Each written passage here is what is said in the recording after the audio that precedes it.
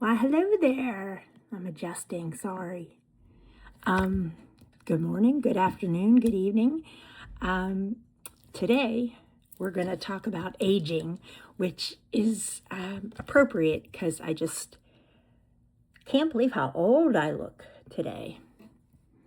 I just feel like I look ancient. Aging is such a strange thing because we see the evidence of it in some ways when we look in the mirror, but oftentimes we don't see it until we see a picture of ourselves or a video of ourselves, and we think, oh my word, like, how is it the same person that I've been looking at in the mirror every day looks like that to the public? Because that's not it's not the same face you see in the mirror. Does that make sense? At least that's the way it is for me. And I remember asking my grandmother, my dad's mom, who had the privilege of living to age 90.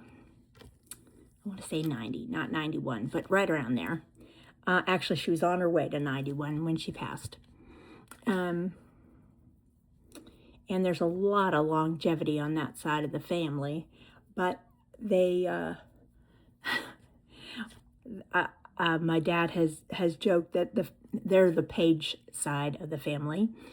His mother was born a Page, and my dad has joked that the family motto should be easy to hurt, hard to kill. So my dad takes after that side of the family, and I take after my dad. So in terms of my biology, apparently, my health. So yeah, so we might live to be old, but we're gonna take a lot of knocks and dings on our way to getting there. And that has certainly been true for my daddy, so far for me, but it was certainly true for my grandmother, who she was a force of nature, and she had intestinal diseases, and she had heart disease, and she smoked like a chimney, and until she was like 70, and then quit. And she loved her drinks, her buddy Jack. So yeah, but she lived a good life, that woman. A hard life in many ways, a privileged life in many ways. But I remember asking her when she was probably in her 80s, I said, Grandma, how old are you inside? And she really thought about it. And she said, I think about 28. And then I thought about it, like, how old am I inside? And I figure I'm about 33 inside, maybe 30. I've always been about, when I was younger, I was like a teenager, a child even. I think I was old, inside. I just kind of had that. I was not a person who took risks that seemed foolish. I thought things through. If you told me not to touch the stove because it was hot, I figured I'd believe you because I didn't want to get burned. I could learn from other people's lessons in life. And as the third of 4 children, that was a very helpful thing. I would see my sisters get in trouble for something, and I'd think, yeah, I'm not doing that.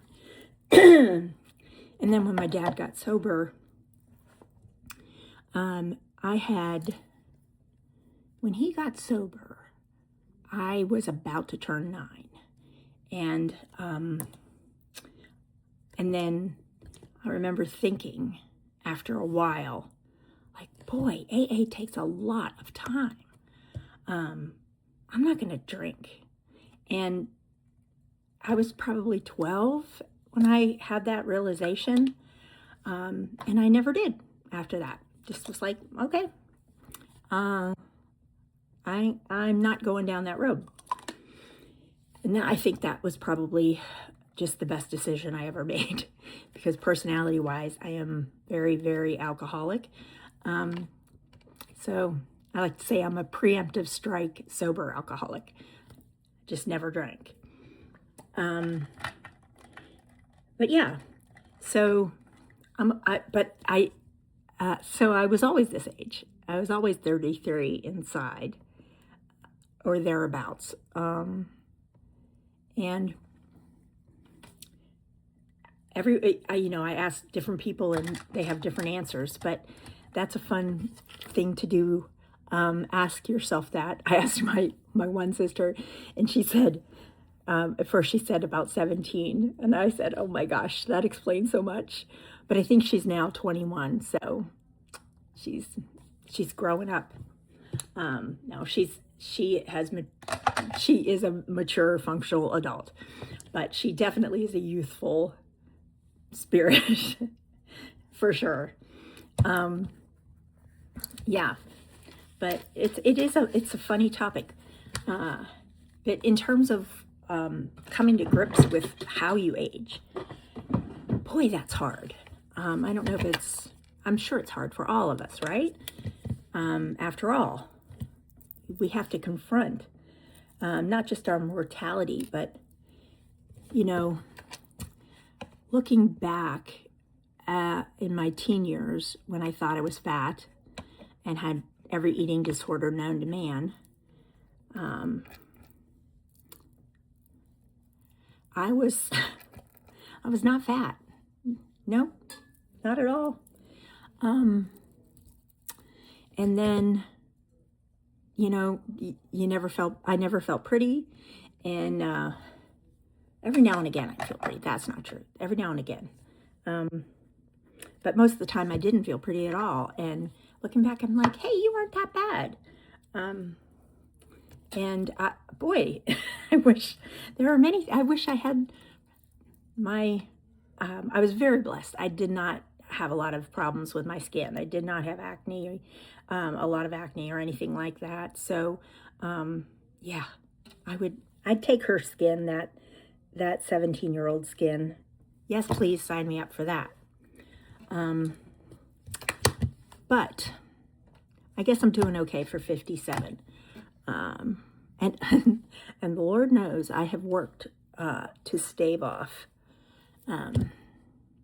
the signs of aging. But I'll tell you what aged me was when I was in the hospital, and then coming out of that. Before then, if I ever told anybody my age, I always got the same response. No way. No way. There's no way you're that old. 54? What? No. Now people believe me. And that has been since that last health crisis. So that's sort of a bummer. And I remember my last trip down to see my Georgia grandbabies, my grandnephew and 2 grandnieces who are down there. I was with the girls in a store, and a woman said to me, "Oh, is that your grandbaby?" And I said, "Well, sort of, yeah. She's my grandniece." "Oh, she looks just like you." And just the reaction, of like, "Well, thanks. Oh my gosh, I look like a grandma." And then I'm like, I am absolutely the age of a grandma.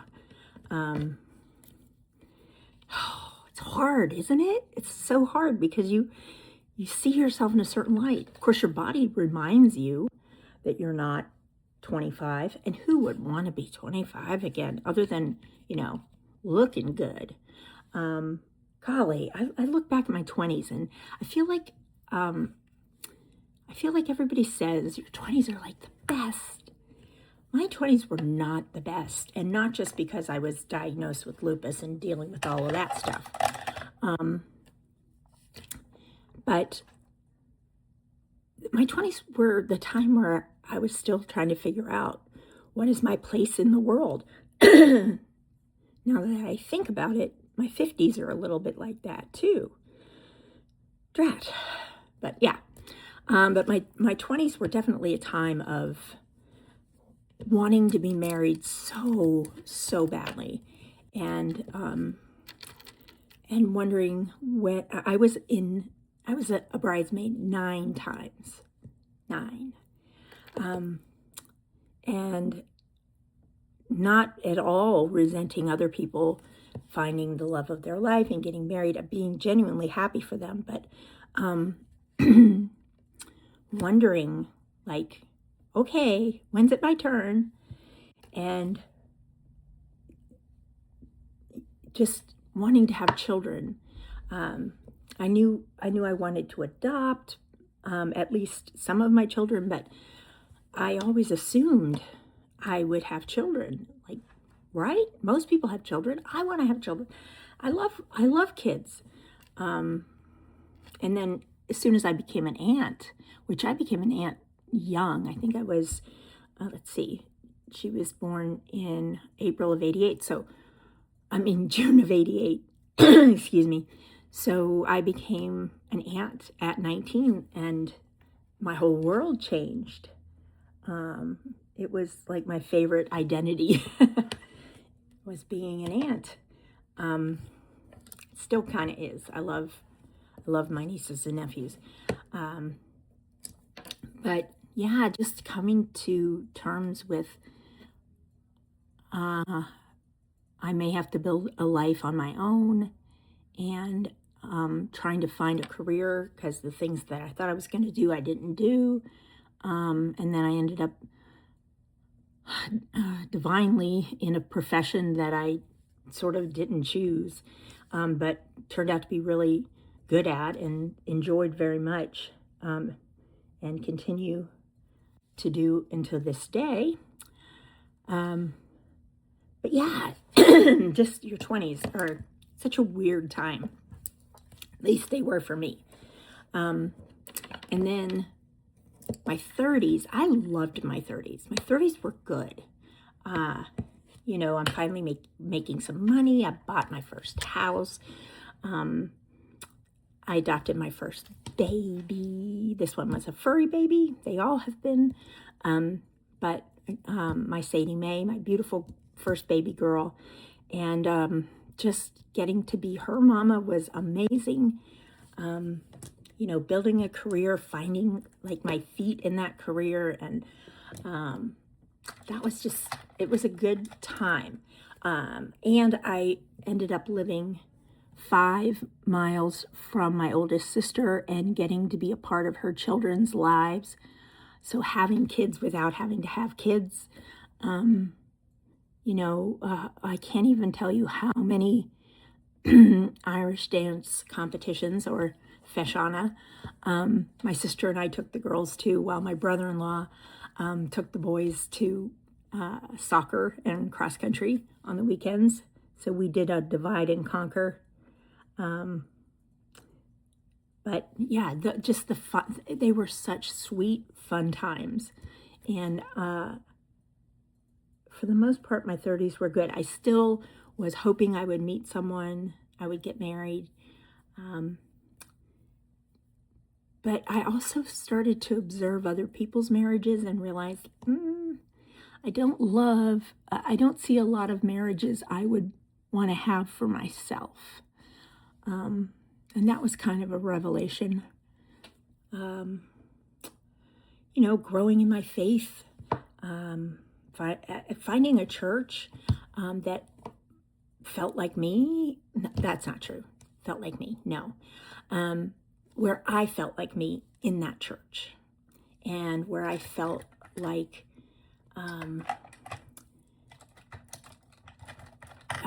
that it struck the balance between intimacy and familiarity with the Lord, and reverence. for the Lord. So yeah, and I found that, and it was amazing. My 40s, trying to remember how old I was when I moved to St. Simon's. So I was in my late 40s, and then I found St. Simon's, and it was like finding home, and finding my physical place in the world, you know? It just, such an incredible and amazing time, and making new friends, building a new life. The kids had grown up and, you know, were off doing their own things and living their own lives. So yeah, it was a neat time. Turning 50 was weird. That was weird. Like 50, that's like old people territory. I could convince myself 40 was, you know, still young, but 50, like they had 55 plus communities. So what does that say? You're old. But that, yeah, so like, and through this time, I had some serious health issues, you know. So I had kidney disease, and I had to go through chemo to like try and reset my immune system.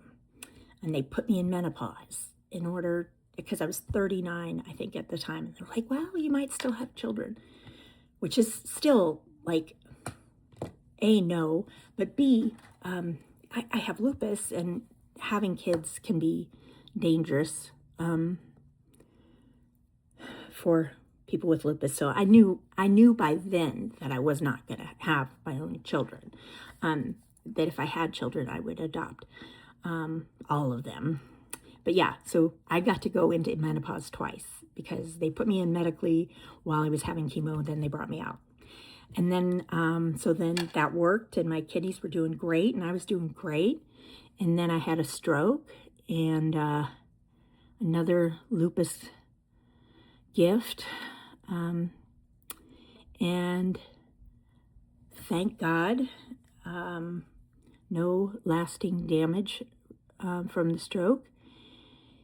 And yeah, so, and then throughout that time, I struggled with my weight, gaining, losing. I'll tell you what, if you are alcoholic in your personality, it will come out. It will come out some way or another. And so it came out in my food, my relationship with food and eating, and sugar.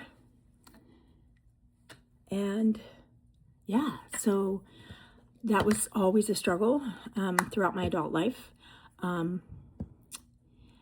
And then the heart attack, so changes. But all in all, I think I'm about to be interrupted. So that interruption took longer than I thought. I finished my makeup, and end result, it's okay. It's not going to take off 25 years, so it is what it is. Anyway, so as we think about how we age, and we interact with people who maybe are coming to grips with limitations of age, hopefully it will make us a little more compassionate for others and their struggles, and maybe a little kinder to ourselves. And that is my thought for today. All right. Have a wonderful day or evening, and I'll see you soon. Bye.